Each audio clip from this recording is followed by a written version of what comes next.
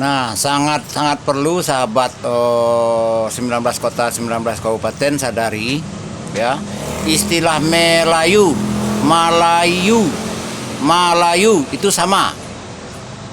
Dan memang di video atau seluruh sumber mengakui ya yang dianu saat ini, Melayu adalah salah satu subsuku dari suku-suku di Minang. Itu anggapan selama ini. Sesungguhnya itu kesalahan besar. Kenapa? Di Sumatera Barat itu ada 17 prasasti.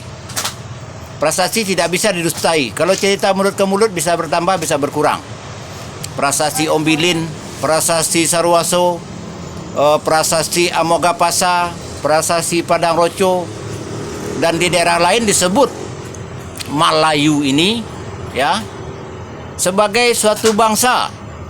Dan Malayu mengisi daerah ini dari sebelum Masehi. Jadi ini salah satu metode Belanda merusak pola pikir bangsa Melayu. Akhirnya dipecah-pecahlah kekuatan Melayu ini dengan berbagai nama suku, dengan era Longgom, Langgam, dengan era Lareh. Di VT saya sebelum ini saya jelaskan daerah mana saja yang Lareh. Lareh ini sampai 1915. Kalau Longgom peralihan dari sebelum Masehi ke Masehi.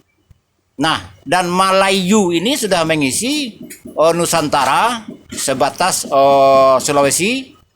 Karena kalau Irian rasnya beda. Itulah bangsa Malayu. Ada yang datang dari pantai barat, ada yang datang dari pantai tenggara, sebelah Riau sini, Bengkalis, ya.